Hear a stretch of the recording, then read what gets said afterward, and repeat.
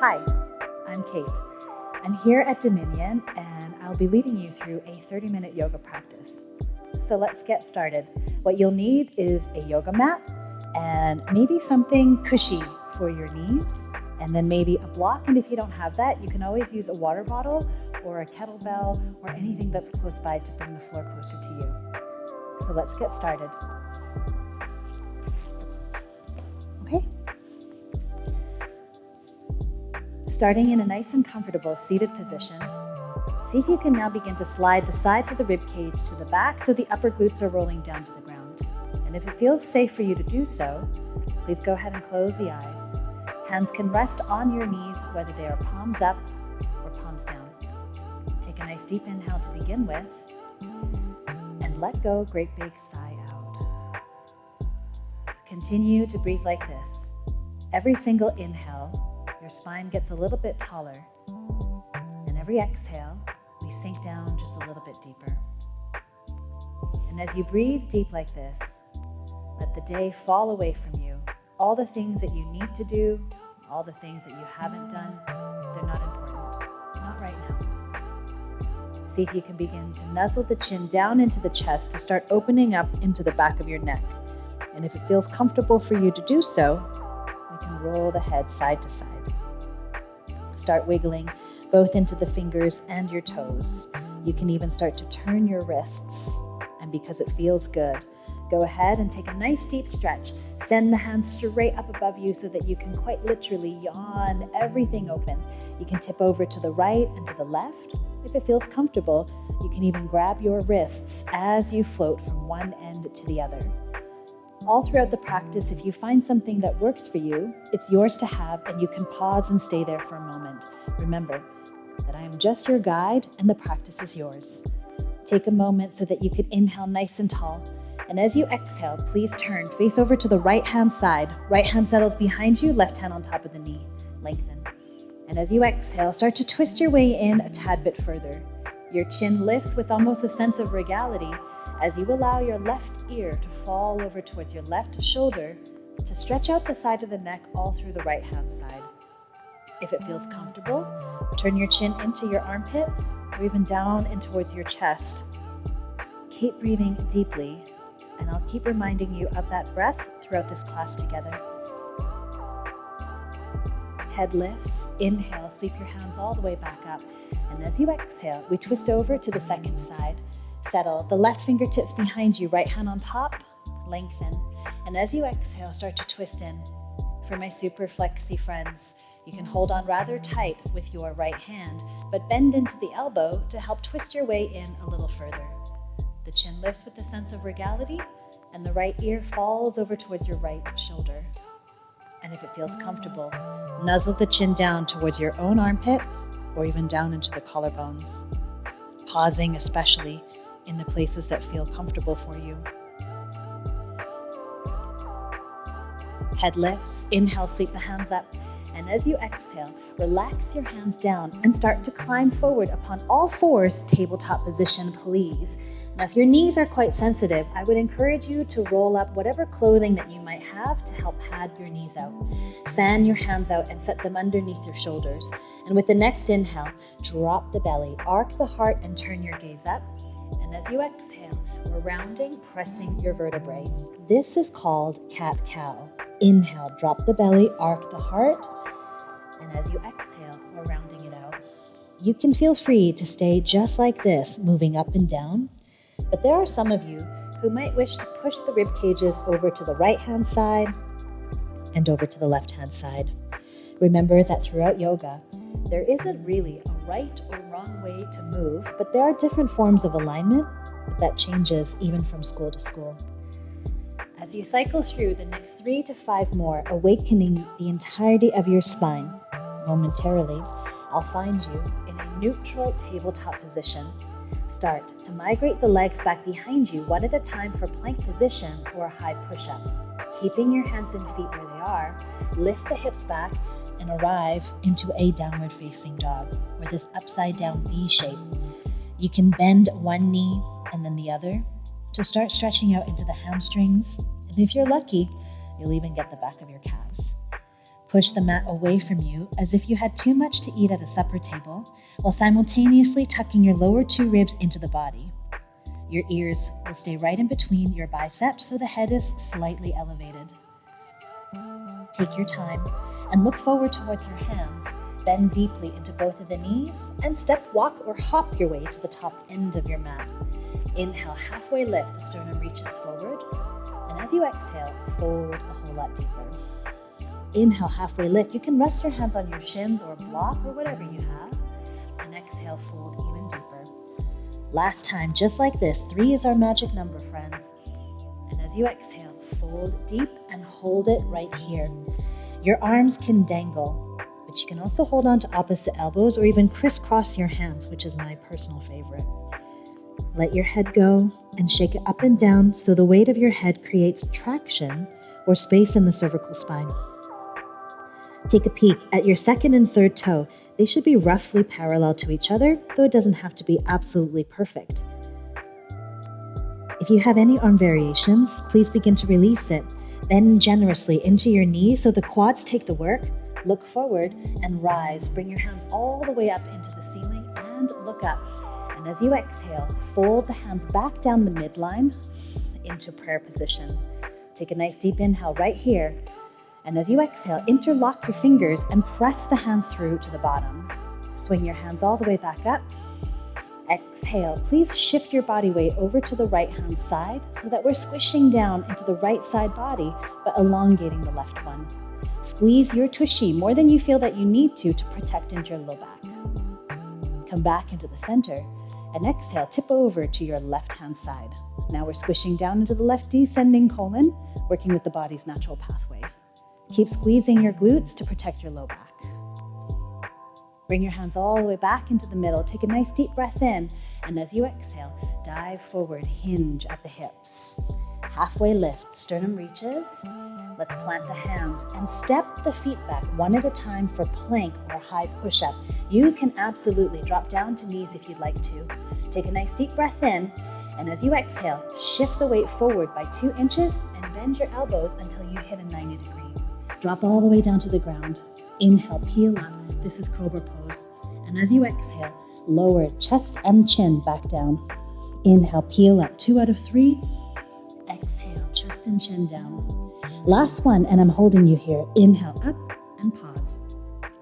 Push your shoelaces down into the ground so your kneecaps are lifted. Bring the shoulders up to the ears and squeeze the shoulder blades back behind you. Good. If you'd like to challenge yourself for the last few moments, float your hands off the ground and see if you can ask your back to take this work. If your hands are elevated, place them back down to the floor, push into your hands and slink back into a child's pose, bum back towards the heels. It may or may not be touching, and your forearms may be lifted, and for some of you, the forearms will touch. My super flexy friends, your forehead will trend towards the ground and it might touch as well. Please remember that a child's pose is always available to you throughout this entire practice. Take breaks whenever you need to. Pull yourself back up, tabletop position. Send the legs back behind you one at a time for plank again and push back, downward facing dog. Bend out the knees and sway out your hips. Go ahead, locate the right foot and lift the right leg nice and high towards the ceiling. Stack the right hip on top of the left one to peel the side body and bend into the right knee. Watch that the left shoulder doesn't drop too much. See if you can bring the left shoulder up, even with the right one. Lift your knee a little bit higher and sink your left heel a little bit lower. Take a nice deep inhale. And as you exhale, thread the right foot through and land it between your hands. Long-legged friends, you're going to have to help your legs up there. Stagger your back heel down at a 45-degree angle. We're preparing for Warrior 1. Please begin to reach your hands directly up into the sky. Virabhadrasana 1. Now in a Warrior 1 position, think about your lower 2 ribs pulling in while you tilt your pelvis forward to unlock the front of your left hip flexors. If it hurts to have your hands up here, you can always bend into your elbows, cactus arms, or even place your hands on top of the hips. Remember that in yoga, there's something for everyone. Take a deep inhale. Exhale, can you bend in a little bit deeper? From a Warrior 1 position, switch Warrior 2. Open the arms out to the front and the back of the mat. Now your right toes will be pointing straight forward while your back foot is sealed down to the ground, roughly parallel. If there were ribbons that hung from my wrists, that's where my feet would roughly be. Take a nice deep breath, and as you exhale, bend into your right elbow and extend the left hand up and over. Good. Let's pause here for a sec. Keep bending deeper into the right knee and keep twisting. If it hurts to look up, look straight forward or cast your gaze down. We have options. You could wrap your left hand up and around your back. And there are some of you who can bring your right hand down to the ground or on a block or a water bottle as you twist open a touch more. The breath might get a little bit more shallow. See if you can keep it nice and fluid. Pull back, warrior two position. Straighten your right leg. Heel toe your back foot in by at least a foot or so. Take a nice deep breath.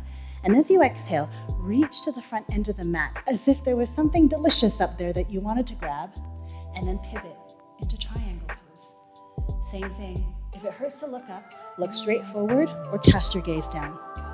Ideally, wrist to wrist, 180 degree. Anyone who's looking for something spicy, reach your left hand forward. Spicier still, also the right one. And if you thought, oh, that's not for me today, you can always revert back into the last shape that felt good for you. Pull back, a shorter warrior two position. Take a deep inhale. Exhale, windmill down to the ground. Right hand first, left hand follows. Pivot up onto your left tiptoes and step back, downward facing dog. Pull forward, plank position. Drop to knees if you'd like to. Exhale, take it down, half plank position. Now you can come through for either cobra, the one that we did before, or upward facing dog. Exhale, push back, downward facing. Remember, if you need that child's pose, you have to be an advocate for yourself. Take it if you need. Left leg rises, take a nice deep breath. Stack the left hip to peel the body. Kneecap becomes the highest point of your pose. This time, the right shoulder wants to drop, so keep it in line as best as you can. Big old breath in. Thread the foot through and land it between your hands. Longer legged friends, you're gonna have to help your legs up there. Stagger the right foot down and start to rise. Pull your pants up if you need. All right, here we are.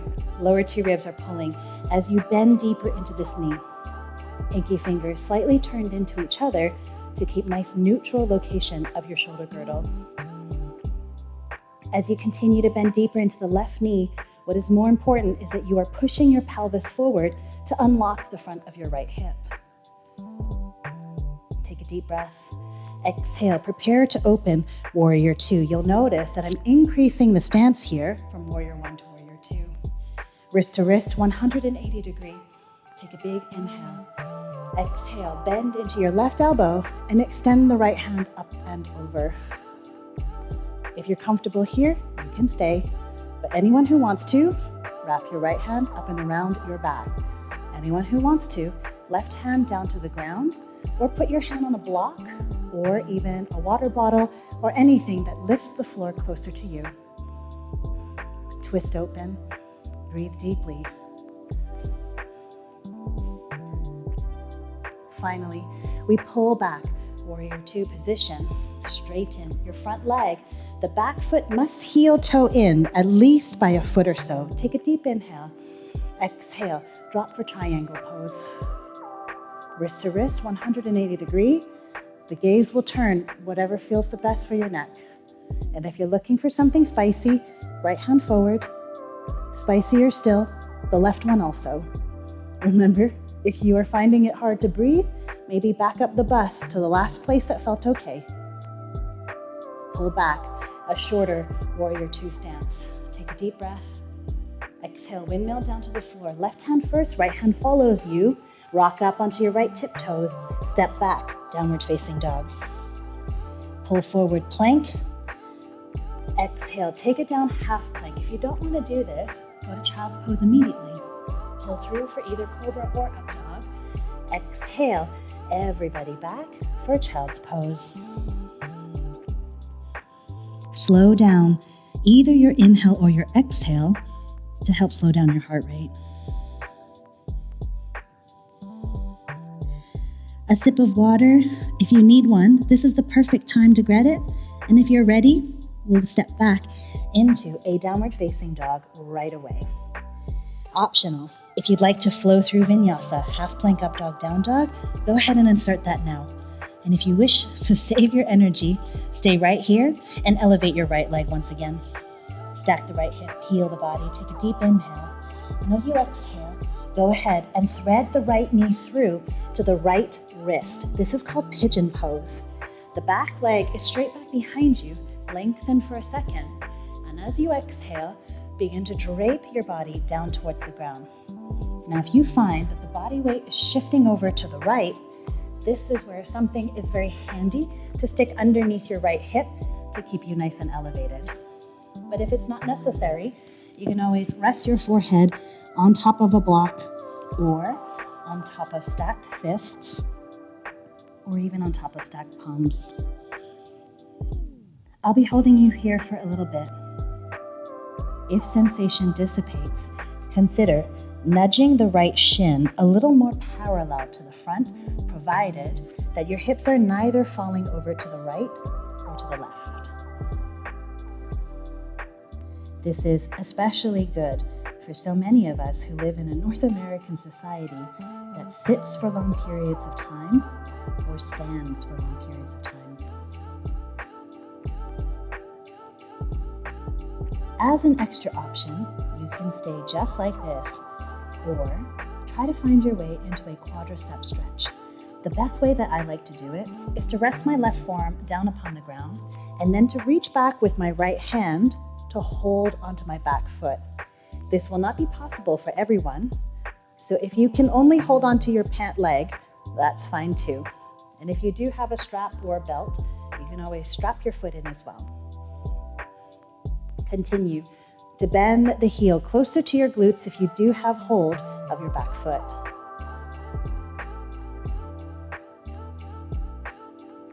Now, this next pose is somewhat made up, but I love it, and it's called crooked pyramid pose. Begin to release your back foot if you are holding on. Square yourself back forward to the front if you did twist. Tuck your back toes under and engage the knee off of the floor. As my hips rise, I'll begin to walk my hands back towards the right foot. And if you need to, you can always put your hands on top of any blocks or anything that moves your hands closer. The legs are crisscrossed, but you can change the distance if you need to, and also make it wider or more narrow or shorter. But whatever you've got, squeeze the right hip back and arc the heart forward as best as possible. You should be feeling this on the outside of your right hip flexors, all the way down the hamstring, even down towards the calf.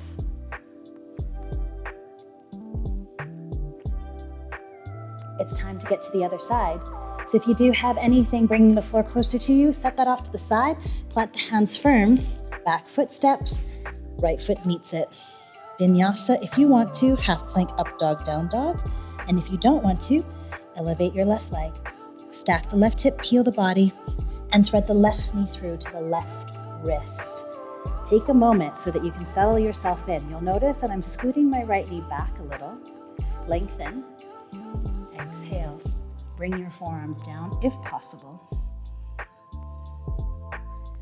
You don't have to rest your forehead on anything if you don't want to, but sometimes it's helpful just to find a state of relaxation. I'll hold you here for a while. If sensation dissipates, consider nudging your left shin more parallel to the front.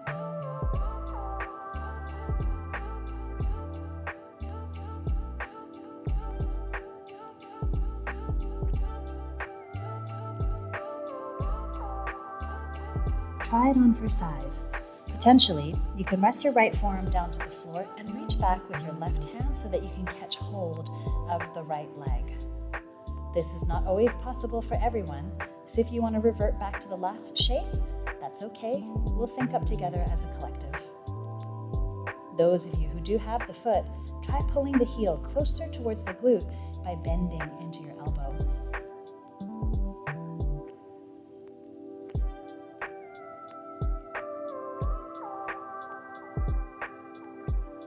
It's time to exit. Begin to unravel. Tuck your back toes under You can even scoot it forward a touch if you like. As your hips rise, physically slide and walk your hands back towards your left foot. Place your hands onto anything that brings the floor closer to you if you need. Change the distance or even the directionality of your feet. Squeeze left hip back a lot more than you feel that you need to. And arc your heart forward to the front to unlock the side of your hip all the way down the hamstring, even all the way down in towards your shin. Those of you who are lucky, you'll even feel this on the bottom of your foot.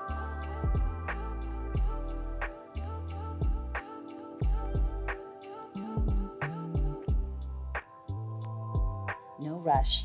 Plant the hands firm. Step your right foot to the back, step the left foot to the back. Last vinyasa, if you want to. Inhale, pull forward, plank. Exhale, take it down, half plank. Come through for either cobra or up dog. Exhale, back to your child's pose. Slow and steady. Let's go ahead and come all the way back up into a nice and comfortable seat, but near the first quarter of your mat. When you're at the first quarter of your mat, the hands will be behind you for a little bit of support. Let's start with the left ankle. Left ankle picks up and crosses like a figure four. Try to bring your shin and torso closer together to touch. Good. Now my super flexy friends, if your shin is pretty much touching your torso, then give this a go. Put the foot into the crook of your elbow, put the knee into the opposite, hold your hands, and then potentially slide your right leg forward. Lift your shin higher and hug it in deeper. But remember that this shape and this shape, they're actually pretty much the same. So don't get too discombobulated if you're not doing the same thing.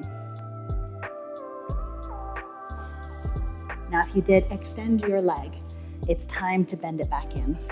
Hands release back behind you, and then we can switch sides. Right ankle picks up and crosses like a figure four, shin torso closer together. And if it's there for you, foot goes into the crook of the elbow, knee into the opposite, hold your hands, and potentially slide your left leg forward. Pretend that I put 7 cacti behind you so that we're not slumping back too much, but rather lifting up a little bit higher to get deeper into the hip flexors. This is actually a really good one to do when you're sitting in a chair. Just simply cross your leg over and lean forward. You'll get the same hip opening. Return the bend back into your left knee. Hands are behind for support. Release the right foot. Walk your feet out so they're approximately mat width distance apart. And then we just start to windshield wiper the knees side to side. The objective is not necessarily to get the knees all the way down to the ground, but rather to have inward rotation of your hips to give you nice mobility. All right, friends, it's time to make our way down to our back side. Practice is fast. Go ahead and hug your legs. Nuzzle the chin into the chest and see if you can stick the vertebrae to the back like you were the cutest little stegosaurus. We want to elongate through the back body, especially if you have low back sensitivities. Now you have a few choices to get all the way down to the ground. First choice, just roly-poly your way on back. Second choice, you scoop up the undersides of your knees and you go to something called a boat pose. Boat poses, even more, hands forward, and then slowly, everybody, we lower down to the ground. If you just want to rock back there, that's okay. But if you want the abdominals, then we can go for it. Once you lay all the way down, give your knees a good hug and rock and roll side to side. Especially if you have low back sensitivities, this is a really good one. I've got one more thing for your neck and shoulders, then I'm leading you into a little shavasana, or like an adult nap time. Feet will hit the ground. It's not important how they are set. Hands loosely interlaced right behind your head. Please bring your elbows up into the ceiling and then give yourself 55 double chins. The more chins, the better. Keeping all of your 55 double chins, head lifts off the ground by half a foot or so. Actively press the back of your head into your hands, and the hands are simply there to resist it. What you should feel is a stretch from the nape of the neck all the way down towards the upper back, some of you even your mid back. Slowly, allow your head to come all the way back down. Release your arms out to the side and roll your head side to side. Eventually, coming back in towards the center. If you have low back pain, I would advise that you keep both of your knees bent. Or maybe you might play with extending one leg straight for the last pose. And then there are some of you who might be able to extend both of your legs straight. All right. Once you are down there, allow your limbs to spread beyond the confines of your mat. Shimmy the shoulders under so the shoulder blades sit flat. Palms flipped up so that you have external rotation of the shoulders to undo the hours and hours in front of computer screens. Take a nice deep inhale, same as how we started, and a great big exhale. Breathe like this as many times as you may need. If you fall asleep in the next few moments, it's quite all right, and I'll take you out. And if you find that your mind is wandering, use any of your 5 senses to bring you back into this moment. Concentrate on what you can hear. Concentrate on the temperature on your skin, or even to the heaviness of your body on the ground. Continue to relax deeply, and I'll take you out in just the next few moments. Just relax.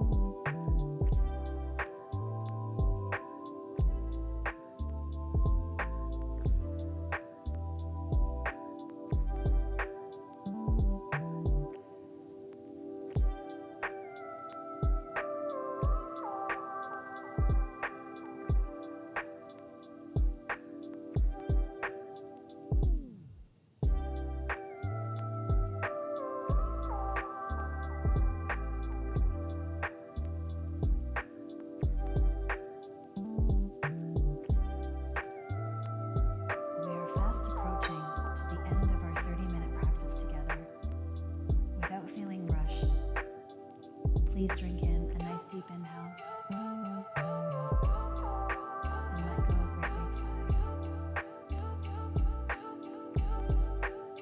Coming full circle to how we started the practice, continue to breathe deeply as you allow your head to roll side to side. Start wiggling into both the fingers and your toes. And then, because it feels good, go ahead and take a nice deep stretch. Send the hands above you to quite literally yawn everything open. You can even point your toes to stretch open the front line of the body.